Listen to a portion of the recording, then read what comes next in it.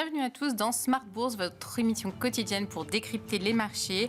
Au sommaire de cette édition ce soir, le CAC 40 qui fait marche arrière après une belle reprise hier. Il est de nouveau dans le rouge aujourd'hui. Le risque politique toujours, mais aussi la dégradation de l'activité dans le secteur privé dans la zone euro ce mois-ci a fait flancher l'indice phare de la bourse de Paris qui est en léger repli, mais parvient quand même à conserver ses 7600 points après la publication du PMI de la zone euro.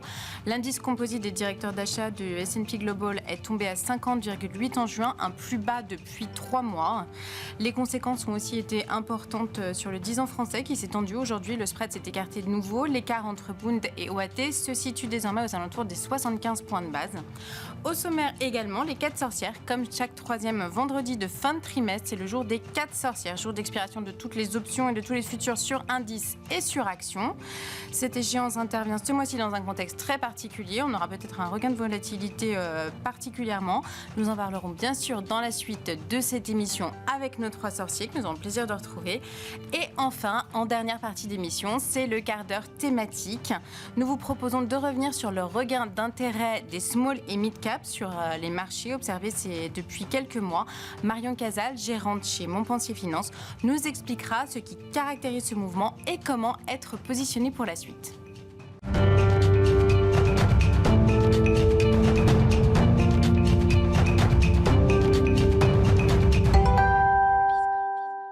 Mais tout de suite, avant d'accueillir nos invités, un retour sur les infos clés du jour sur les marchés avec Pauline Gratel, Tendance mon amie, comme tous les soirs. Alors Pauline, que s'est-il passé sur les marchés aujourd'hui ?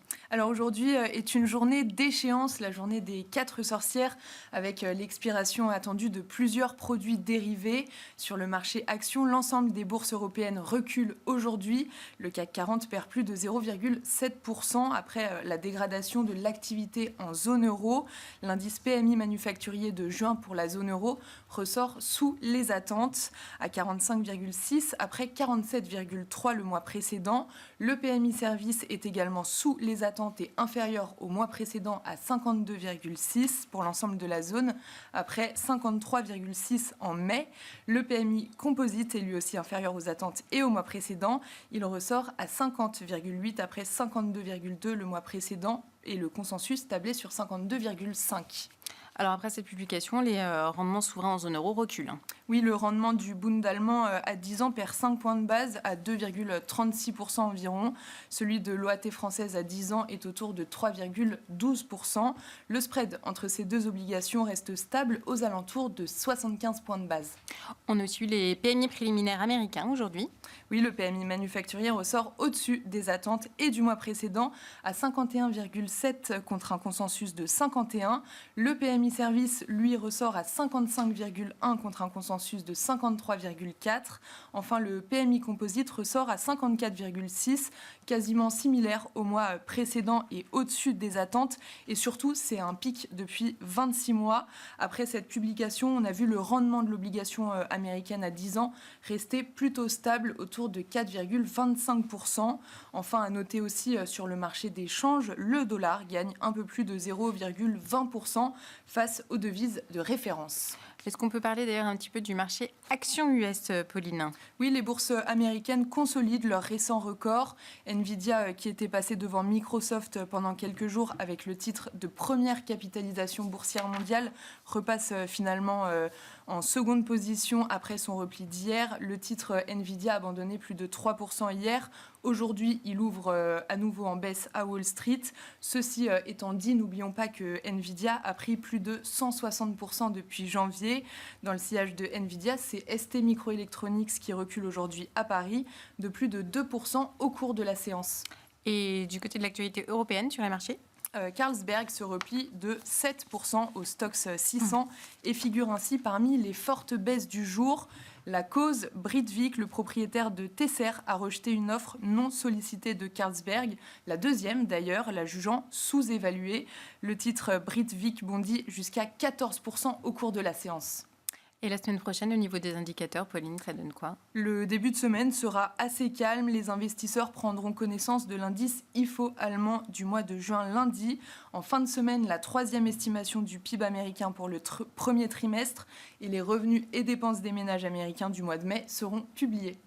Merci Pauline. Tendance mon ami, tous les soirs à retrouver en ouverture de Smart Bourse pour décrypter les infos clés du jour.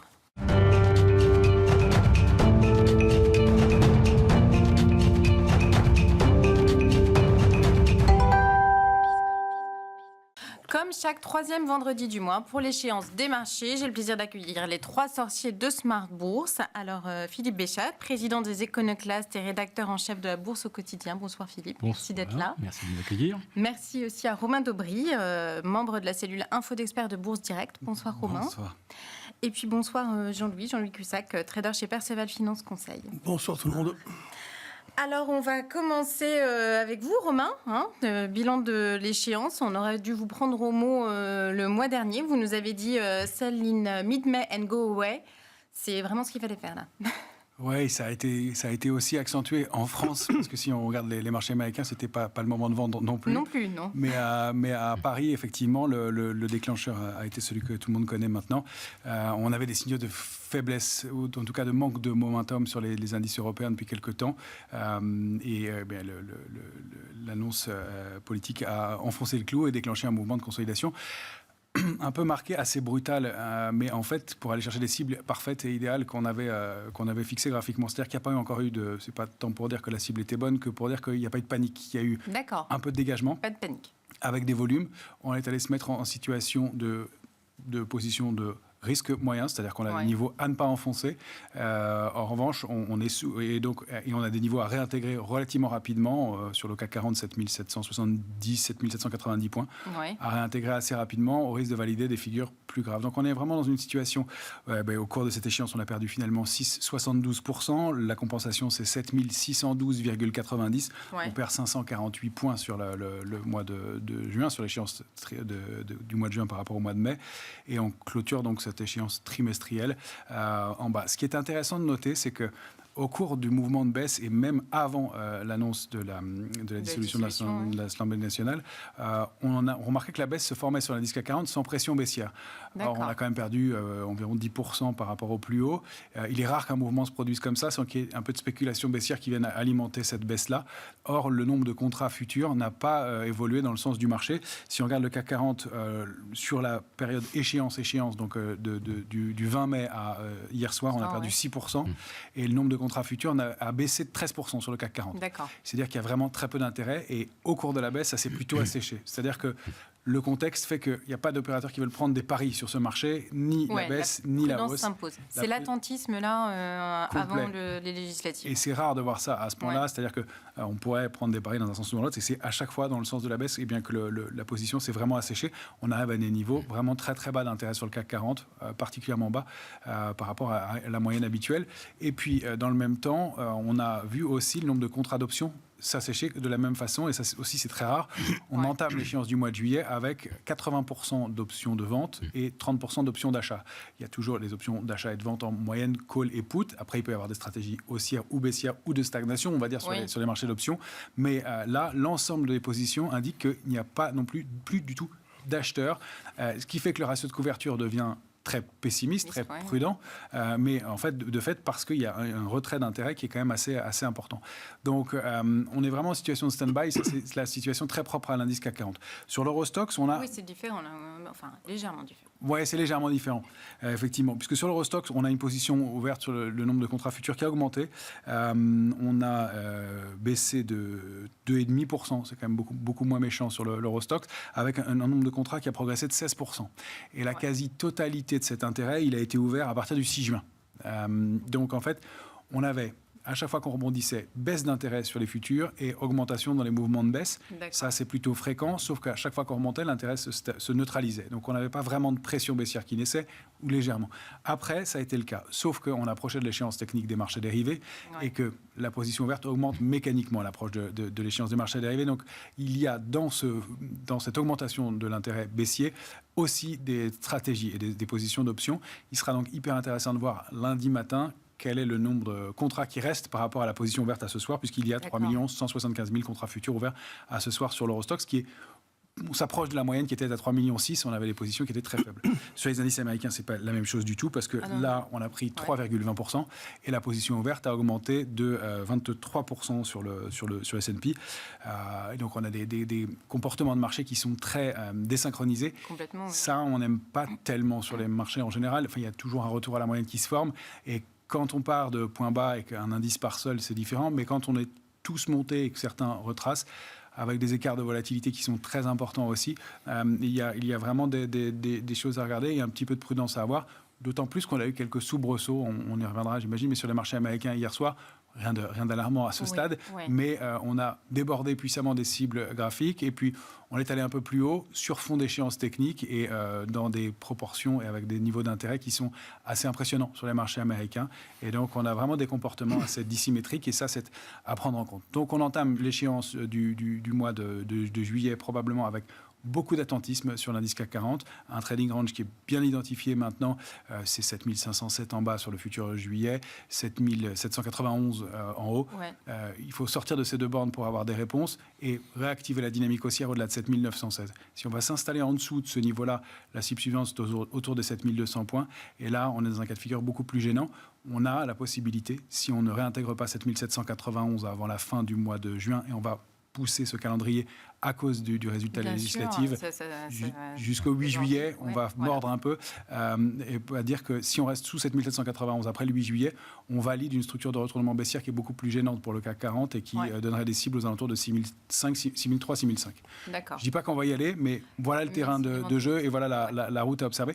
Il faut dire qu'on est vraiment dans une vraie incertitude. La dernière chose que je voulais préciser, il y a un corollaire important à tout ça, c'est que comme la position s'est complètement asséchée, que le pessimisme est important, il peut y avoir un mouvement de soulagement et un décalage haussier brutal aussi lié à une reprise d'intérêt de la part des investisseurs, un retour du risk-on assez brutal et assez subit. Donc on est vraiment entre deux et autant on aime bien avoir des chemins, des scénarios préférés, privilégiés, autant pour l'instant on est vraiment très lié à l'actualité politique. Toutes les options restent ouvertes. Jean-Louis, vous voulez rebondir ? Non, mais Romain a tout dit, pratiquement. Non, mais c'est vrai, en plus, les niveaux, c'est à peu près ça. Moi, c'est le mois dernier, quand nous étions ici tous ensemble, on disait, on ne voit pas quel pourrait être le catalyseur, le nouveau catalyseur qui permettrait au marché européen d'avancer. Alors, il faut remarquer qu'en Europe, on a baissé les taux. Nous, on se casse la figure, et aux États-Unis, ils n'ont pas baissé, mais ça monte. Quand même, le moteur de la hausse, au départ, c'était l'anticipation de baisse des taux. Bien sûr, oui. Enfin, c'est juste des anecdotes. Là, sur ce marché, moi, je répétais tous les jours, il reste bien construit. C'est-à-dire qu'en fait, on voyait qu'il ne voulait plus avancer, mais à la différence de la fin 2019, les gérants étaient méfiants. Et ils n'ont pas vendu de put. C'est-à-dire qu'ils ne se sont pas mis dans la situation d'être obligés d'acheter si ça baisse. Parce que, justement, ils se disaient, c'est peut-être pas tout à fait normal qu'on soit là. Ils se posaient beaucoup de questions. Donc voilà, on a baissé. Moi, dès le lundi, d'après de l'annonce, d'après les européennes, donc le marché a décroché, etc. Mais mardi matin, j'ai envoyé le message tout de suite en disant, voilà, tel que le prix se comporte, tel que la volatilité se comporte, on a une réaction à la fois des particuliers, des institutionnels, qui ont eu le dimanche et la nuit pour réfléchir, et ils ont commencé à vendre rapidement, en se protégeant, puisque la volatilité implicite est passée de 12, 13 à 21, immédiatement. C'était très violent. Donc, tout de suite, la vol a monté. Et à part les sociétés qui font une grosse partie de leur chiffre d'affaires en France, il n'y avait pas de drame du tout. C'est-à-dire qu'on voyait bien les cibles. C'était, par exemple, Engie, l'énergie, puisque le gouvernement serait susceptible de contrôler les prix d'une manière différente, etc. Les autoroutes, nationalisation des autoroutes, enfin bon... OK, on peut se calmer aussi. Oui. Entre ce qui est annoncé et ce qui se fera réellement, exactement, il y a un gap. Oui, c'est clair. Et voilà. Et donc, il y a une chasse possible aux bonnes affaires. Donc, moi, j'ai dit, voilà, on devrait rester tout de suite là, entre 7005 et 7007. OK, pour l'instant, c'est parfait. On reste dans la zone. C'est pour ça qu'à 7007 ce matin, j'ai vendu. Mais le marché tient très bien, encore une fois. Hein. C'était une journée assez parce que c'était une échéance trimestrielle. Hein. Donc vous aviez une échéance du SPI à 15h30. Vous en avez une à 15h30 qui est la plus importante. Et vous en avez une à 22h encore tout à l'heure. Donc vous avez 2 échéances sur les options. Contrat à terme ayant été donc liquidé à 15h30. Et là, vous avez les options encore ce soir, donc vous avez 2 fois les options, etc. Donc aux États-Unis, il y a du monde, il y a des enjeux très importants. Peut-être que donc justement lundi, on y verra peut-être plus clair, parce qu'il y a beaucoup de contraintes de construction, les gestions de vente d'options qui sont couvertes, tout ce qui est hedge, il y a vraiment de gros montants sur le marché américain. Donc maintenant, pour revenir à l'Europe, l'Allemagne n'a pas trop baissé. L'indice allemand, il a fait quoi, -5 au pire, je crois, un truc comme ça, et peut-être un peu plus, mais c'est pas un drame, -5. Hein, c'est par rapport à la hausse qu'il y a eu précédemment, c'est un retracement normal, qui normalement est vraiment une opportunité d'achat. Bon, après, je dis pas qu'il faut se précipiter. D'ailleurs, j'ai pas beaucoup acheté de valeur, moi. J'ai acheté un peu de Valoreg, j'ai acheté un petit peu de Bouygues, parce que je regardais aussi ce que font les insiders. C'est-à-dire que quand je vois que Bouygues achète du Bouygues, il achète du TF1.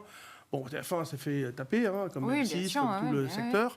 Mais je vois qu'ils gardent confiance, qu'ils ont en tout cas confiance dans les capacités et la qualité intrinsèque de la valeur, puisqu'ils l'achètent. Bon, ça, c'est quand même assez rassurant. Après, moi, quand je vois qu'ils achètent, j'essaie de regarder les niveaux techniques sur lesquels on peut intervenir. Bouygues en a fait un. Mais il y a beaucoup de valeurs qui ont atteint ces niveaux, comme NJ à 13, par exemple, et il y en a d'autres. Donc, je trouve que c'est pas mal, en fait. C'est sûr que le risque d'une construction baissière, elle peut toujours survenir. Hein. C'est-à-dire que si on commence à faire peur aux gens encore plus... Parce que ce dimanche, là, pourquoi ils ont réagi comme ça ? Parce qu'il y a eu un buzz énorme sur ces prochaines élections législatives qui allaient être catastrophiques. Donc, les gens ont vraiment... pris peur quelque part, ils se sont dit mais l'effet de surprise, l'incertitude, c'était même plus que ça. C'était même plus que ça. Mais il y a eu un matraquage dès le dimanche qui a fait que le lundi, les gens ont réagi et ils n'ont pas attendu, si vous voulez. C'est pour ça que ce marché résiste bien aujourd'hui, qu'il remonte là ce soir. On est à 7660, un truc comme ça. Le futur, moi je regarde le futur juillet maintenant. Voilà, donc on garde une construction extrêmement solide. Et on l'a vu encore, parce que dans la baisse, et Romain qui est sur les dérivés, il peut le confirmer, il n'y a pas eu d'effet domino, c'est-à-dire qu'on n'a pas eu d'effet d'entraînement avec des clients finaux, mais qui peuvent être des gérants, des clients indépendants, etc. Ils n'étaient pas vendeurs de put. Ils étaient quand même... Il y a toujours des gens qui font des bêtises, mais globalement, c'était très sain. Et donc, on a des marchés qui sont encore aujourd'hui assez bien construits, solides, et qui ne sont pas à même d'aller chercher en panique 7002. Après, évidemment, les annonces, on les attendra. Les sondages, on en aura. Bien sûr, il y aura des réactions. Il y aura un peu de volatilité. Hier, on a pu emprunter alors, les taux ont monté un peu, mais... l'adjudication s'est faite sans problème. Voilà, sans problème. Elle a même été bien demandée. Très bien. Exactement comme les adjudications précédentes. Voilà, c'est très bien parce que, justement, le taux était un peu plus haut aussi. Hein. Évidemment, mais là, Philippe, tu as peut-être des choses à dire là-dessus aussi. Alors, Philippe, vous, qu'est-ce que vous en pensez là ? Est-ce qu'on a un retracement rationnel ? Il y a des opportunités d'achat du coup qui se dessinent là ? Depuis le lundi 8 juin, sur 40 valeurs, j'ai quand même vu pas loin de 30 signaux de retournement. Hein. Quand c'est pas 3-4 valeurs du luxe ou 3 valeurs bancaires qui ont commencé à corriger. Donc là, le mouvement est beaucoup plus large. Alors évidemment, dans une période d'incertitude politique, c'est clairement les banques qui sont les plus exposées. Maintenant, fondamentalement, le secteur qui est le plus à craindre, c'est l'immobilier. Quelle que soit la façon dont on envisage la chose, depuis le 8 juin, plus personne ne va demander un prêt immobilier. Les visites des agences se sont arrêtés. Il n'y a plus rien, plus aucune espèce d'activité. Les demandes de permis de construire, tout ça, ça va s'effondrer littéralement. Déjà qu'on était au plus bas depuis 1990. Oui, donc là, on a quand même des foyers de fragilité dans notre économie qui ne sont pas négligeables du tout. Et ça tombe sur une économie qui n'était pas en croissance forte, puisqu'on a révisé plusieurs fois, de 1,4 à 1, puis 0,8. Puis maintenant, quand on voit à quel point l'immobilier est totalement sinistré, et c'est quand même un secteur qui est très créateur d'emplois et d'embauches à la semaine ou au mois, donc on va en voir la conséquence. Donc on est sur quelle hypothèse de croissance en France, là, d'ici la fin de l'année c'est probablement très très faible. Je dirais que par rapport au niveau des marchés, qui sont tout simplement au plus haut historique, je dirais que ça reste bien payé. Alors maintenant, les États-Unis, alors là, le 7, le dimanche 7, alors là, c'est l'aubaine. Oui. C'est l'aubaine, d'un seul coup. On se fait peur avec l'Europe, on va rapatrier des capitaux, on va vendre les OAT pour acheter des T-bonds, on va vendre ST Micro pour acheter Nvidia, AMD, etc. Enfin, c'est merveilleux. Et quand même, 7 records consécutifs pour le Nasdaq. Ah oui, non mais voilà, fou, 7 séances de baisse ou quasiment de baisse en Europe, 7 séances de hausse aux États-Unis. Donc là, vraiment, fantastique. Une désynchronisation comme on en voit rarement. Le phénomène de vase communicant avec le reflet dans le miroir. C'est ça, c'était le flight to quality, on l'a vu tout de suite. Donc ça a poussé des indices américains qui étaient déjà au sommet. Voilà. Encore plus haut, le S&P à 5005, le Nasdaq 100, il a manqué 20 petits points hier pour atteindre les 20 000. 20 tout petits points, franchement, ils auraient pu faire un effort. Ils auraient pu faire un effort, oui. Ah bah oui, mais moi, j'étais pas sur le futur. Il les a fait. Sur les futurs. Il les a fait. Sur le futur, il les a fait. C'est bon, l'honneur est sauf. L'honneur est sauf, très bien. Bon, alors à ce moment-là, le Nasdaq 100 était à plus 18,5% de hausse depuis le 1er janvier. Le Nasdaq Composite était à plus de 19%. Et le CAC 40, il était à plus 1. Voilà. Sur le trimestre, puisque là, on va faire le point, puisque là, on est la séance des 4 sorcières, on est les 3 sorciers. Donc, faisons le bilan. S&P, plus 4, 3 à plus 4,5, depuis le 18 mars dernier. Le Nasdaq, pas mal, on est quand même à plus de 7% de hausse. Et le CAC est à moins 7. Voilà, donc voyez un petit peu le truc. 14% d'écart de performance entre le CAC et le Nasdaq sur un trimestre. Je pense qu'il faut qu'on remonte très très loin pour retrouver quelque chose de comparable. À une époque où le CAC n'existait pas, puisque c'est 1980, où la bourse de Paris toute seule est partie à la voile, perdant 25% en 10 jours. Mais depuis, on n'a jamais vu un tel écart, un tel spread se creuser. Alors, ce qui est effectivement troublant, et ce que souligne très bien Romain et Jean-Louis, c'est qu'il n'y a pas de pression. Il n'y a pas de pression baissière, alors que tout le monde est dans l'incertitude absolument totale. La seule chose, par contre, qu'on voit, c'est que même sans aucune conviction d'aucune sorte aux États-Unis, ça monte mécaniquement. J'ai l'impression que le côté mécanique des choses prend le pas. Et on aurait eu, peut-être il y a 15 ans, des marchés un peu psychologiques après la dissolution. Là, on n'a même plus la psychologie du marché, où je la vois très très peu. D'accord. Je la vois très très peu. Par contre, ce qu'il va falloir vraiment surveiller de très très près, ça va être quand même l'euro. On est sous les 1,7 face au dollar, donc là, il y a un peu de pression. Et puis, alors, surtout l'écartement du spread OAT Bund. On est à 75 points. Oui, la prochaine étape, si jamais il devait y avoir une période de tension supplémentaire, ça serait 100 points. Là, à 100 points, on commence vraiment à parler d'un niveau d'alerte. Et on a un S&P, on a un Eurostoxx qui est pas loin d'un seuil d'inversion, dessous de 4009. Et puis on a un S&P, alors qui pour moi il est complètement perché. Et alors par contre, je dirais avec Jean-Louis, construction parfaite. D'accord. Mais derrière, il n'y a aucun fondamental. Ouais. Il y a 35 000 milliards de dettes aux États-Unis. Les États-Unis viennent de faire 3 000 milliards de dettes de plus en un an. C'est même plus que pendant le Covid. Enfin, tout se barre. Et les marchés ne reflètent rien. Très belle construction technique, mais au niveau de l'analyse fondamentale, on se demande d'où ça sort. Ah oui. Ouais, bon. C'est pour ça que le flight to quality, c'est peut-être flight to security. Ouais, plutôt. Hein mais non, mais c'est un réflexe américain très classique. Hein. Ça va mal quelque part. La réflexion est rapide. Hein. La décision est rapide. Tout est rapide. C'est-à-dire qu'on vend et on revient sur les États-Unis, ce qui a provoqué, en effet, comme tu l'as dit, une impulsion. On l'a vu clairement. Là, on voit que ça patine un peu. C'est toujours pareil. On se demande... quel sera le prochain catalyseur? Bon, c'est toujours le même pour l'instant. Hein. C'est les pressions inflationnistes qui diminuent et puis l'IA qui continue de... Alors demain, Biden n'est plus dans la course. Là on va rien. Oui, là, ça va rebattre les cartes encore. Est-ce qu'on peut peut-être parler un peu des secteurs, les secteurs qui souffrent et les secteurs qui vont plutôt pas trop mal? Romain, on commence avec vous sur l'Europe et puis sur les US. Hein.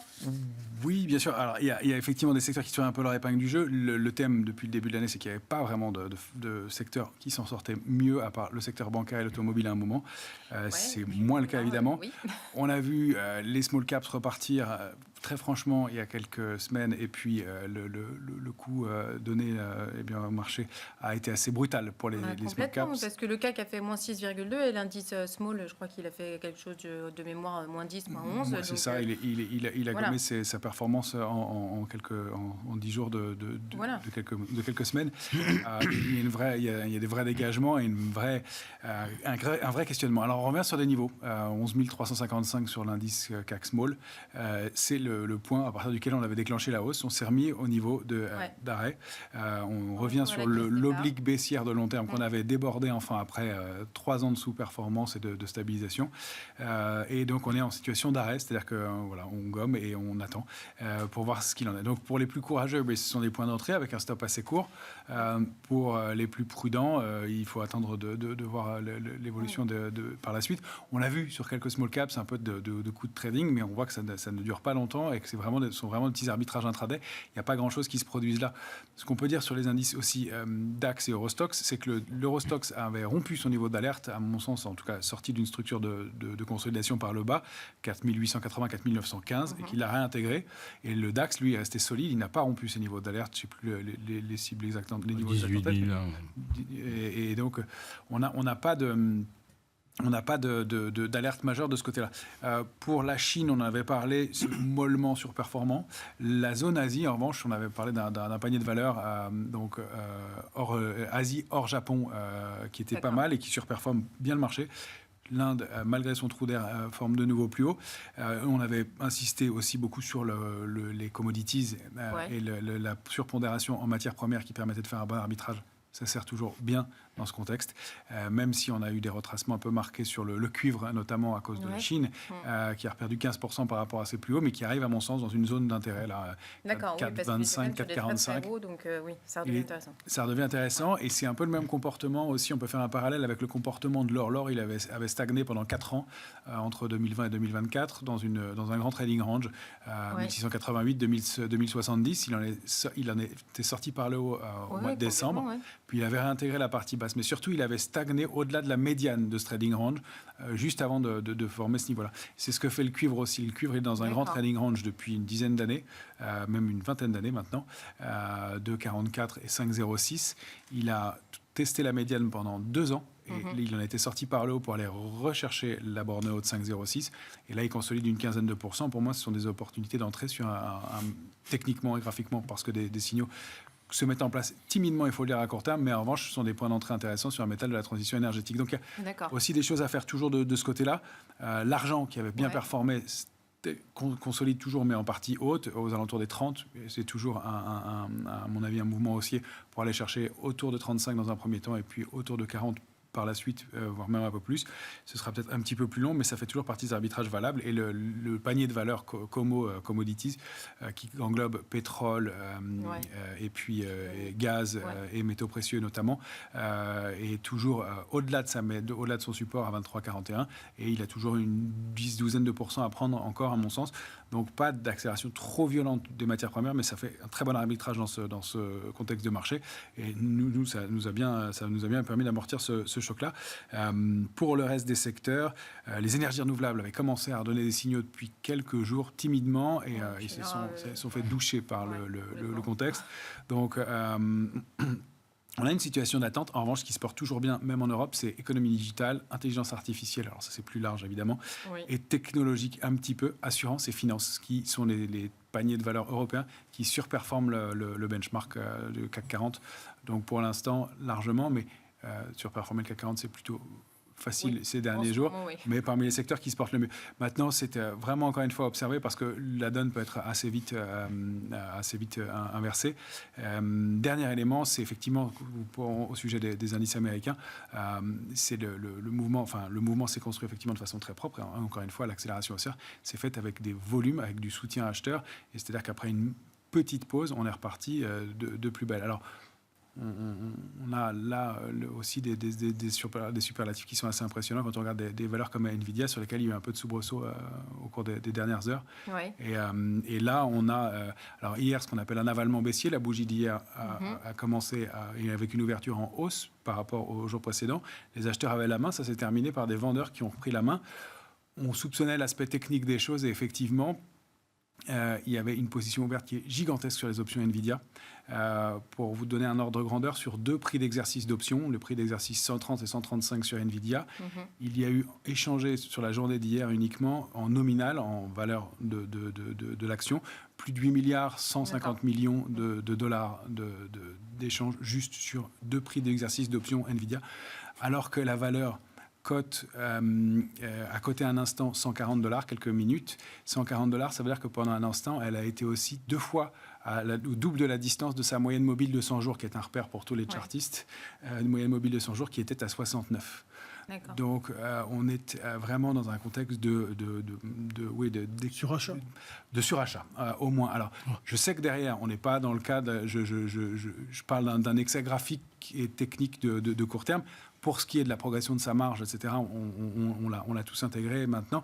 En revanche, il faut se rendre compte des écarts à la moyenne qu'on peut avoir et des phénomènes. C'est l'action de tous les excès. C'est l'action de tous les excès et l'action de tous les excès en spéculation aussi. Et il faut comprendre que bien quand un acheteur d'options d'achat sur Nvidia entre comme ça sur le marché, soit il y a une contrepartie en face de lui qui répond et qui lui vend ces actions-là, enfin ces options-là. Mais en général, c'est un market maker qui le fait pour la plus grosse partie. Et ce market maker-là, il va aller acheter les actions en contrepartie. Ce qui veut dire qu'au moment de la clôture des positions ce soir, l'acheteur, l'arbitragiste, le market maker, lui, il n'a pas d'exposition directionnelle sur le marché. Il est équilibré avec des positions d'options en face. Donc le sens lui importe peu. Mais il va devoir les alléger ses positions. Il va devoir les sortir, ses actions Nvidia, à un moment ou à un autre. Donc il y a au moins des éléments qui militent pour une pause dans la tendance et dans l'énorme que connaît le titre. On a donc cet avalement baissier graphiquement et techniquement hier, des excès d'écart à la moyenne qui sont vraiment rarissimes, et puis aujourd'hui une ouverture avec un gap baissier sous 129,50 qui pourrait former ce qu'on appelle un island reversal, c'est-à-dire que les cotations du 16 au 20 juin sont isolées par 2 gaps. Ça, c'est pas un bon signal en analyse graphique. Maintenant, je le dis avec un bémol, parce que comme le marché américain est mis inébranlable manifestement, j'en avais signalé un sur le S&P et qui a été comblé dans les 3 jours qui ont suivi. Et cet island reversal a été débordé et le S&P a repris 5 ou 6% depuis. Donc, prudence sur les signaux. Il faut les confirmer en clôture hebdomadaire, et puis voir ce qui se passe après l'échéance technique des marchés dérivés. Mais on a quand même des éléments qui laissent à penser que ça pourrait on pourrait aussi assister au moins à une pause sur un rallye qui est colossal. En tout cas, aussi, une dernière chose intéressante, c'est que la hausse qui se forme sur le S&P et sur le Nasdaq s'est faite avec très peu de participation. C'est quelques titres qui ont alimenté ce mouvement de hausse. Ça aussi, on n'aime pas tellement en analyse graphique. Au départ d'un mouvement, c'est moins grave. C'est ce qu'on avait constaté, peu de participation au départ du rallye de 2022, de 2023, d'octobre 2022, octobre 2023, des mouvements de reprise haussière. On avait constaté qu'il y avait peu de participation. Ça ne nous gênait pas beaucoup parce que c'était des mouvements de départ et ensuite les autres valeurs ont rattrapé. Là, l'accélération haussière et ce dernier mouvement, ce dernier coup de rein aussi, enfin dernier, j'en sais rien, j'ai manifestement un biais, mais a l'air d'être alimenté par peu de valeur. Ça aussi, il faut le prendre en considération. Bien sûr, oui. Quand on voit la différence avec le Russell ou le Dow Jones, on va dire, mais le Russell qui n'a jamais rien fait depuis des années, et le Dow Jones qui stabilise depuis maintenant plusieurs mois, c'est sûr que là, c'est énorme la différence, c'est gigantesque. Là, ce qu'il faut dire, je pense, pour celui qui a envie d'acheter des valeurs en France, pourquoi pas, parce qu'il y a quand même potentiellement des affaires. En tout cas, quand une valeur de qualité perd 10, 15%, 20%, C'est beaucoup. Oui. Et peut se le nombre de demander valeurs si qu'on c'est pas le reculé de moment 15, il y en a quand même pas mal. Il faut acheter peut-être des valeurs. Bon, il faut il faut être vraiment très sélectif et acheter des sociétés qui font pas trop de chiffre d'affaires en France, une majorité à l'étranger. Ouais, tout à fait. Pour l'instant, le thème, ça serait ça. Si on veut investir sur le marché français qui a beaucoup baissé, pourquoi pas faire ça? Voilà. Et au niveau des secteurs, vous avez dit que vous aviez acheté Bouygues, là. alors, Les problèmes là, sur l'immobilier, tout ça, ça vous fait pas trop peur sur le BTP, non? Oui, et Bouygues Télécom, etc. C'est pour ça qu'elle a beaucoup baissé. Alors, pourquoi j'en ai acheté un peu? Parce qu'il y a un très gros rendement. Oui, aussi, c'est vrai. Il est autour de 6, quand même. Ouais. C'est un bon rendement. C'est une valeur que j'aime bien travailler. Donc, à une époque, ça a été une de mes plus grosses lignes, d'ailleurs. Donc, voilà, j'étais bien rentré, bien sorti. Là, je rentrais un tout petit peu. J'en avais pas fait beaucoup, mais bon, voilà, d'ailleurs, je racontais un peu mon histoire quand j'ai acheté. Bon, voilà, j'ai craqué un peu, j'ai acheté. Bon, je sais ce que je fais. Je suis prêt à prendre un risque, ok. C'est pas, si elle perd 10% de plus, ça va pas me faire stresser. Je l'ai acheté. De toute façon, sur les actions, on peut faire que du comptant. Hein. Oui. L'époque du règlement mensuel, c'était avant 2001 et avec les volatilités qu'on connaît, c'est pas possible de faire des. Enfin, moi, je dis aux gens, si vous faites du SRD, c'est un peu dangereux quand même. Donc voilà, c'est plus au comptant. Il y a quand même, si on se dit j'investis au comptant sur des valeurs comme ça, un peu de risque à moyen long terme, on va dire. Oui, voilà. d'accord. Après, on en parlera peut-être, mais moi, ce que je regarde beaucoup, c'est l'euro, le comportement de l'euro. On maintenant, hein, ouais. Le comportement de l'euro. Alors, j'avais dit qu'il pouvait servir un peu, parce que c'est facile à suivre pour tout le monde, plus facile que l'OAT ou des spreads avec l'Allemagne, etc. Donc l'euro, en fait, bon là, ok, aujourd'hui, c'est un peu affaibli, puis il est un peu nerveux aujourd'hui, il est un peu plus faible, mais globalement, il n'a pas baissé tant que ça. Alors j'ai envie de dire que ça peut être un indicateur de confiance. D'accord. Voilà, regardons un peu l'euro, comment il évolue.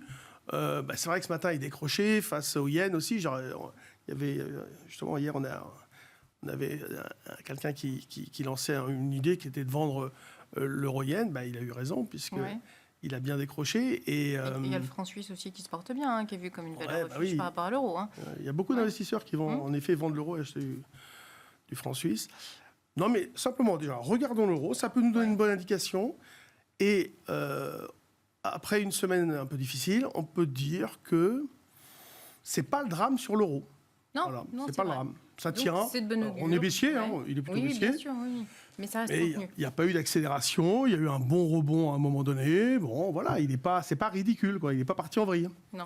Rappelez-vous, dans des circonstances très différentes, on avait été beaucoup plus bas, vers 1 et même en dessous. Donc, il y a déclenchement de la guerre russo-ukrainienne. Voilà. On a fait 0,82. Donc finalement, c'est pas, on a sauvé les meubles. Alors Philippe, est-ce que vous voulez revenir vous sur les secteurs les plus forts ou les plus faibles, ou sur peut-être Nvidia, ça vous inspire? La concentration du marché US. Allons-y pour Nvidia, parce que j'ai quelques chiffres. Voilà. Nvidia valait 500 milliards il y a un an, et 3330 milliards hier soir à 16h. Autrement dit, en un an, Nvidia a pris 2800 milliards, a rajouté 2800 milliards de capitalisation à Wall Street. 2800 milliards, c'est le CAC 40. Voilà. Ou le PIB de la France. Je rappelle que Nvidia, c'est 26 000 salariés. Oui. Donc je vais faire un calcul un peu bêta, mais je crois qu'aujourd'hui, la valeur de l'entreprise, chaque salarié représente 14 millions. Par rapport aux 3300. Mais qu'est-ce qu'ils font, ces salariés, d'ailleurs? Qu'est-ce qu'ils font? Ils designent des réseaux de puces, etc. C'est ça, parce que la construction, elle se fait... non, bien sûr, c'est TSMC, et les machines viennent d'ASML, et on est d'accord, ou Calais Core, voilà. Donc, c'est vraiment un bureau d'ingénierie, hein. Donc, c'est quelque chose d'absolument extraordinaire. Alors, j'ai d'autres chiffres, bien sûr, avec Nvidia, parce que ça c'est vraiment le dossier... Peut-être que nos petits-enfants en reparleront à leurs petits-enfants. Est-ce qu'on imaginait qu'un jour, une entreprise, en l'espace d'un an, passerait du statut de grosse tech représentant autant que toutes les pétrolières, plus toutes les valeurs minières, plus la totalité du marché de l'argent métal, par exemple. Ou est-ce qu'on imaginait qu'une seule tech pourrait représenter l'intégralité de tout le secteur bancaire ? Enfin, vous voyez bien qu'on ne peut pas rajouter l'équivalent du PIB de la France avec 26 000 salariés, quand bien même on est archi-profitable. Enfin, il y a un truc qui est complètement dément. Mais la logique des algos qui gèrent et qui répliquent les indices, c'est implacable. Donc ça ira jusqu'au bout, ça ira jusqu'à se jeter de la falaise, mais ça va y aller. Ça va y aller, c'est sûr. Mais je suis tout à fait d'accord. Aujourd'hui, regardez ce que pèse le secteur des valeurs minières. Alors qu'aujourd'hui, on commence à comprendre finalement que le conflit en Ukraine, c'est peut-être quelque part aussi un conflit pour mettre la main sur sur 10 000 à 12 000 milliards de dollars de richesse. C'est Lindsey Graham, sénateur républicain, qui l'a dit. Donc on commence à se demander quand même si, effectivement, de nouveau, les enjeux, c'est pas l'énergie. Alors oui, à ce moment-là, pourquoi est-ce que Nord Stream a sauté, je pense que ces thématiques-là, elles sont toujours pertinentes, mais alors en bourse, totalement oubliées. Oui. C'est-à-dire qu'on a une guerre, finalement, où on découvre que les enjeux stratégiques, c'était finalement de priver l'Allemagne d'une énergie pas chère pour éventuellement rivaliser avec les États-Unis. L'Ukraine, peut-être, effectivement, qu'on fait la guerre pour mettre la main sur des richesses, pour contrôler les prix du blé. Donc on est tout à fait dans une thématique como. Et aujourd'hui, il y a Nvidia. Et Nvidia représente plus que la totalité des titres miniers, l'argent, les comos, enfin c'est... Voilà. Donc moi j'ai tendance à penser qu'on va peut-être vers un rééquilibrage. D'accord. Donc j'aurais tendance à jouer comme Romain, effectivement, plutôt un peu le secteur minier, un petit peu les matières premières, les indices Como, ETF. Ces beaux actifs de diversification face à la folie de l'IA. Mais c'est vrai que j'aurais du mal à me mettre vendeur sur Nvidia. J'ai l'impression de vivre sur Nvidia ce qu'on vit sur GameStop. Oui, voilà. Faut peut-être pas. Voilà. Alors Philippe, Clément, si vous permettez. Mais je t'en prie, vas-y. Alors j'avais une question, mais vraiment sincère, parce que c'est mon fils qui m'en a parlé, qui est ingénieur Big Data. Il m'a dit qu'il y avait une société qui s'appelait Grok. Est-ce que tu connais ? C'est une société californienne, une start-up, qui dit vouloir donc à terme concurrencer Nvidia et qui aurait des solutions beaucoup plus efficaces avec des rapidités beaucoup plus importantes que les solutions Nvidia. Mais il y en a. ARM a des puces qui peuvent concurrencer Nvidia. ARM est un producteur de puces et qui sont beaucoup moins gourmandes en énergie que celles produites par TSMC. C'est-à-dire que ARM est capable de vous fournir un GPU qui consomme 2-3 fois moins d'énergie. Enfin, et c'est pas neutre. Quand vous avez des salles entières de serveurs qu'il faut refroidir, si vous avez des trucs qui chauffent 3 fois moins et qui consomment 3 fois moins, en fait, sacrées économies. Enfin, quand on voit le prix d'une carte Nvidia, c'est $40 000, là, la dernière... 40 000 Oui, 40 000 milliards. Wow. 40 000 $. Donc, quand vous en achetez 1000, vous êtes tout de suite déjà à des dizaines de millions d'investissements. Mais c'est rien pour Microsoft, pour Amazon, Apple. Mais les clients sont... les premiers clients de Nvidia, on les connaît. C'est les GAFA, c'est tout. Tout ça marche. C'est ceux qui font la course en tête sur Nasdaq avec eux. Mais je suis tout à fait d'accord, Jean-Louis. Il y a certainement des gens qui sont capables aujourd'hui de produire des GPU concurrents, beaucoup moins gourmands en énergie, peut-être même plus rapides. Et surtout, les Chinois sont tout à fait capables de vous fournir quelque chose qui est aussi rapide, beaucoup moins cher. Alors évidemment, peut-être que ça sera un petit peu plus gros, peut-être qu'on va en mettre plusieurs en réseau. Mais enfin, 40 000 $ pièce, les Chinois vont vous fournir quelque chose qui fait les mêmes calculs à 15 000 $, enfin le tiers du prix. C'est toujours ça, les Chinois d'ailleurs. Oui, c'est ça. Donc, du coup, pour terminer Grok, là, c'est non coté, c'est pas du côté. Pour l'instant, c'est vraiment une start-up. Voilà. Et à suivre. Enfin, je sais pas si. Mais donc potentiellement en bourse ensuite, on pourrait être côté des sociétés. On dit que Nvidia effectivement a une avance presque irrattrapable en matière d'architecture. Mais c'est ça, ce sont surtout des designers. Enfin, il faut quand même pas imaginer que les Chinois, les Russes et d'autres regardent ça en disant nous, on n'est pas capable. Je pense qu'ils se disent tous chiche. Hein. The winner takes it all. On va voir si ça se vérifie dans la durée là.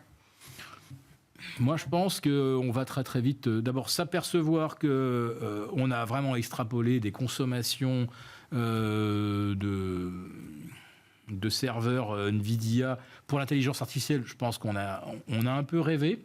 Ouais. J'attends la démonstration que l'intelligence artificielle apporte vraiment des améliorations au niveau de la rentabilité de l'entreprise, hein, des marges.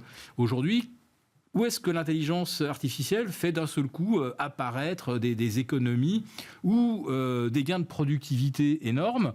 C'est peut-être pour du moyen terme, mais oui, tout de suite, à mon avis, on a un peu rêvé. Voilà. Ouais. Et je pense que même Amazon, Apple et les autres, il faut qu'ils regardent d'abord les coûts et voir si derrière, il y a effectivement des gisements de gains de productivité qui vaillent qu'on mette $40 000 et qu'il faille en acheter par 1000, 2000, parce que c'est pas avec un seul qu'on peut développer des programmes de recherche d'intelligence artificielle. Donc voilà, il y a peut-être des solutions effectivement moins chères. D'accord. Bon, ça sera à suivre. Est-ce qu'on fait un petit point très très rapide sur le Bitcoin, Romain ? Bitcoin, mais il est toujours dans son grand trading range. En bas, c'est 58 800, 61 400, la borne basse large, et en haut, 73 200, 75 900 pour prendre des extensions. On n'a pas de tendance, une consolidation en partie haute qui s'est mise en place il y a 2-3 mois maintenant, et qui se poursuit de façon propre et assez harmonieuse. C'est plutôt le marché le plus calme et peut-être le moins excessif ces derniers temps. Avec une volatilité implicite autour de 80 quand même. Toujours ? Ouais. Ah oui. Donc ça reste très volatile. C'est-à-dire qu'on anticipe. La volatilité implicite, c'est ce qui est attendu pour la suite. Oui. Donc aujourd'hui, les investisseurs se disent que le Bitcoin n'a pas fini de bouger. Dans un sens comme dans l'autre, potentiellement d'une manière violente. On a eu le halving il y a quelques mois, on attend la baisse des taux de la Fed, c'est quand même... voilà. Ouais, les market makers, ils ne vont pas vendre à 12 de vol, c'est sûr. Donc, c'est sûr que ce sont des volatilités très importantes. Donc, on anticipe évidemment toujours que ça va beaucoup bouger. Ouais. Et moi, je confirme. Alors là, on en revient à NVIDIA, mais si le Bitcoin commence à baisser, il faudra d'abord regarder surtout ce que fait NVIDIA, parce que le Bitcoin, en fait, la vraie corrélation, elle est bien avec le Nasdaq 100, encore plus avec NVIDIA, et justement, comment mine-t-on avec des cartes. Alors certains diront que ça ne s'appelle pas des GPU, mais peu importe, on comprend l'idée. Oui, c'est du matériel NVIDIA qui sert aujourd'hui à miner le Bitcoin de la façon la plus efficace, sachant quand même que ce sont là aussi les instruments les plus chers du marché. Ouais. Voilà. Donc si le Bitcoin chute, ça va vouloir dire que l'industrie du minage va quand même freiner un petit peu aussi sur les achats de NVIDIA. Tout à fait, à surveiller. Donc, ce sera le mot de la fin. Merci beaucoup à nos 3 sorciers d'avoir été les invités de Planète Marché aujourd'hui. Alors, merci Philippe Béchat, président des Econoclastes et rédacteur en chef de la Bourse au quotidien. Merci Romain Daubry, membre de la cellule Info d'experts de Bourse Direct. Merci Jean-Louis Coussac, trader chez Perceval Finance Conseil. Bonsoir.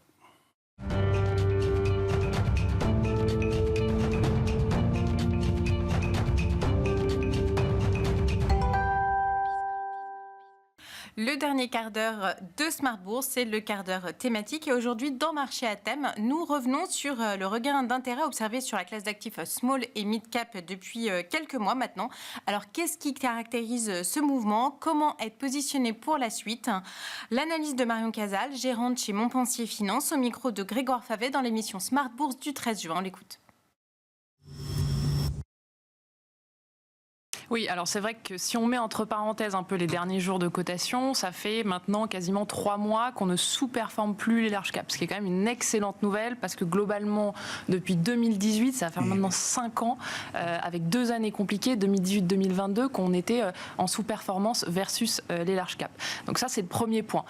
Quand on regarde un petit peu en plus depuis 2022, on a eu 2 poches qui ont extrêmement bien performé et qui a délaissé un peu les petites et moyennes valeurs. On a eu les large caps avec tout ce qui est Magnificent Seven, les granolas en Europe, et de l'autre côté du prisme, le private equity, sur lequel on est encore sur des niveaux de valorisation qui sont bien supérieurs aux small et mid cap. On a une vraie décote sur les small et mid cap cotés aujourd'hui par rapport au private equity, et on n'est pas vraiment sur des valorisations sur le private qui sont en train de baisser. Je regarde de temps en temps l'indice Argus en France, on paye toujours autour de 9 fois l'EBITDA, je crois, dans le privé, hors marché coté, par rapport à ce qui se fait sur on est sur des primes qui sont significatives. Ouais. Et quand on regarde la valorisation toujours sur le côté, sur les large caps, on est aujourd'hui, on n'a plus de primes, alors qu'historiquement on en avait, ça c'est connu maintenant depuis un certain temps, mais il y a quand même des points qui sont positifs dans le marché et qui, nous en tout cas chez Montpensier, nous font dire que normalement on devrait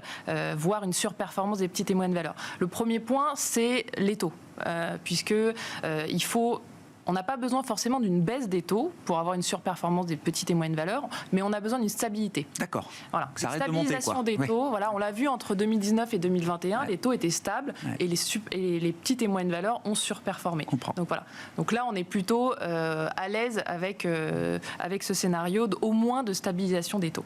Le deuxième point, c'est les conditions économiques. On est sur une amélioration qui est lente, qui est progressive, mais qui est visible en Europe. Donc ça, c'est également un point important. Et il faut savoir quand même que les petites et moyennes valeurs, c'est des sociétés qui affichent des croissances de BPA qui sont élevées. Quand on regarde aujourd'hui, alors ça dépend un petit peu des indices qu'on regarde, mais on va attendre une croissance de BPA sur 2024 entre 15 et 25% sur certains indices. Donc on est quand même sur des niveaux de croissance significatifs. Et donc on va nettement surperformer la croissance globale européenne. Là, on retrouve une vraie croissance bénéficiaire supérieure à ce qu'on peut attendre des grandes entreprises. Exactement, on est bien supérieur, et en plus, on le voit bien sur la première partie de l'année, les résultats du T1 ont été quand même assez bons en général sur les petites et moyennes valeurs. Il y a eu quand même beaucoup de surprises à la hausse avec un taux qui était plus élevé que historiquement. Donc ça, ce sont des points positifs. Il y a d'autres points positifs, notamment ce sont les IPO, le phénomène d'IPO qui est en train de repartir. Ça faisait longtemps qu'on n'avait pas vu de belles IPO en Europe. Aujourd'hui, si on regarde un peu sur le T1, on a levé 5 milliards d'euros en Europe versus 10 milliards sur toute l'année 2023. Donc on est vraiment sur une accélération, et là au Q2, on a aussi des beaux dossiers qui sont en train de sortir. Donc ça, c'est bien, ça fait un renouvellement de la cote, ça redonne de l'intérêt à la classe d'actifs. Et le dernier point, c'est la collecte. La collecte, les flux. Exactement. Et là, la bonne nouvelle, c'est qu'en fait, quand on regarde un petit peu mois par mois, eh bien, la collecte est positive tous les mois depuis novembre 2023. Donc ça, c'est quand même un point qui va permettre d'aider la classe d'actifs à surperformer dans les prochaines semaines. Bon, des planètes qui se réalignent effectivement après des années, vous le notiez, notamment en France, effectivement depuis 2018, c'est vraiment compliqué pour cet univers des petites capitalisations boursières. Comment est-ce que vous comptez en profiter en termes de gestion de portefeuille dans la stratégie que vous pilotez, Marion? Et donc, je le rappelle qu'il y a une stratégie multithématique. Il y a le thème Better Life, le thème Lifestyle, le thème Smart Resources et le thème Digital Impact que vous croisez dans cette stratégie. Est-ce que vous pouvez nous donner quelques caractéristiques de ces 4 thématiques et comment vous vous positionnez ou comment elles sont positionnées pour profiter d'un momentum qui redevient et qui pourrait rester plus favorable au small cap? Alors le point important, c'est déjà de dire que en fait, les 4 grands axes d'investissement qu'on a choisis, ce sont des axes de croissance, puisqu'on est sur des marchés avec des vecteurs qui vont nous permettre de surperformer le marché. Voilà, donc ça c'est le premier point. Et à l'intérieur de ces 4 grandes thématiques, on a identifié de manière un peu plus court terme, plus momentum, des dynamiques qui sont très différentes les unes des autres, mais qui vont permettre un momentum plus porteur pour les valeurs. Je vous donne plusieurs exemples dans les différentes thématiques. Tout d'abord, dans la thématique Better Life. Donc là, on se concentre sur la santé, le bien-être des individus. Il y a plusieurs dynamiques. Tout d'abord, la fin des disruptions post-Covid, puisqu'on avait connu une explosion puis le phénomène de déstockage. Et bien là, on est notamment dans la partie diagnostic en période de normalisation. Donc ça, c'est un point important. Ça va permettre nettoyage de tous les effets Covid, quoi. Voilà. On repart sur des croissances organiques qui sont plus normalisées. Ça, c'est déjà un point important. Donc ça, le diagnostic notamment va en bénéficier. Deuxième point, les GLP-1. Alors, on ne peut pas investir sur Novo quand on est un gérant small et mid cap. Oui, ça devient compliqué là. Oui. Mais en tout cas, on peut trouver des acteurs qui profitent de la croissance des GLP1. Je vous donne un exemple, c'est pas une recommandation, mais dans le fond, on est actionnaire de Gerresheimer, qui est une société allemande qui est spécialisée dans tout ce qui est outillage, flaconnage et notamment dans tout ce qui est solutions injectables pour les GLP1. Donc les équipementiers du GLP1. Quoi. Exactement. Et ça, c'est une société qui va générer plus de 10% de croissance dans les prochaines années. Et qui est accrochée à la croissance de Novo, la production de Novo, etc. Qui a un gros, oui, effectivement, qui est corrélé en partie, alors pas tout, bien sûr, mais en tout cas qui a eu... Un proxy en partie de ce que fait Novo. Voilà. D'accord. Après, il y a plein d'autres exemples. Si on prend par exemple dans la partie Smart Resources, là on va se concentrer sur les énergies renouvelables et tout ce qui est efficacité énergétique. Il y a quand même un point positif sur les énergies renouvelables. On avait été complètement délaissé avec la hausse des taux. Là, il y a eu l'OPA de Neoen, on a eu Encavis il y a quelques mois, donc on voit qu'il y a un vrai regain d'intérêt pour les énergies renouvelables cotées. Et sur des beaux multiples, Enfin, j'ai pas vu Encavis, mais Neoen, ça s'est payé 18 fois l'EBITDA, je crois. On est sur des multiples qui correspondent plus à ce qu'on voyait auparavant. C'est ça. Voilà, c'est clair. Mais donc ça c'est bien, ça redonne de l'intérêt à la thématique. Donc c'est un premier point. Le deuxième point, par exemple, sur l'efficacité énergétique, donc on va se concentrer sur toutes les valeurs qui bénéficient, en fait, qui permettent une efficacité énergétique des bâtiments notamment, et on voit bien, c'est corrélé forcément au cycle de la construction, et là on va retrouver un momentum plus porteur sur la construction. Alors, on part de très très bas, mais en tout cas, on voit quand même qu'il va y avoir une amélioration progressive dans ce secteur-là, et toutes les sociétés qui ont de fait une exposition à la construction via l'amélioration de l'efficacité énergétique des bâtiments vont en profiter. Avec donc aussi, là aussi, le kicker baisse des taux. On verra combien il y en a, etc. Mais tous ces marchés de construction immobilier, etc., seront évidemment très sensibles à la moindre baisse de taux et réglage de la politique de la BCE, j'imagine. Oui, tout à fait. Et après, dans les deux autres thématiques qu'on a, dans la thématique lifestyle, donc là, on est forcément investi sur toutes les valeurs qui profitent en fait des changements de mode de consommation. Et donc, la bonne nouvelle, c'est quand même que là, on est sur un momentum un peu plus porteur sur la consommation. Ça redémarre. Les effets de déstockage touchent aussi à leur fin.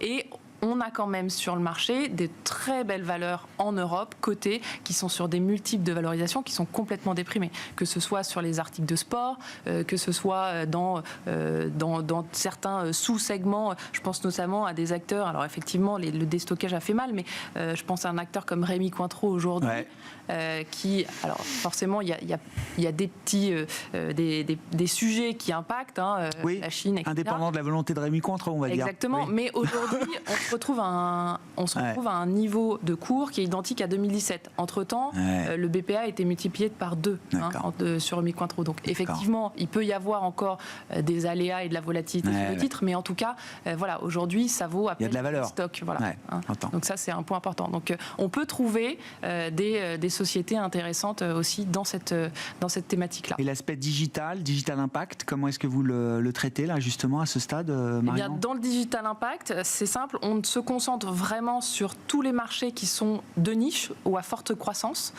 C'est vraiment important puisque par exemple on va être exposé sur une société qui s'appelle Qt Group dans les logiciels qui, malgré un environnement qui a été quand même un peu plus compliqué ces dernières années, arrive à dégager quand même 20% de croissance top line quasiment tous les ans avec du levier opérationnel. Typiquement, c'est des sociétés qu'on aime bien avoir dans cette thématique-là. Également, on est exposé sur la partie semi-conducteurs. Alors, il y a des acteurs en Europe qui profitent de l'intelligence artificielle, notamment dans les équipements. On a des équipementiers en Europe. Alors, il y a les très gros, mais il y a aussi des plus petits, notamment Besi Semiconducteurs, qui va profiter à la fois du redressement du marché du PC et des smartphones, qu'on joue aussi par d'autres... Renouvellement, c'est ça. Exactement. Mais également par l'intelligence artificielle avec tout ce qui est hybrid bonding, que ce soit dans la logique ou dans la mémoire un peu plus tard. Marion Casal, gérante chez Montpensier Finance, répondait le 13 juin au micro de Grégoire Farvet à ces questions sur l'attractivité renouvelée des small et mid cap. Notre émission touche à sa fin. J'aurai le plaisir, quant à moi, de vous retrouver pour une nouvelle édition de Smart Bourse lundi à 17h.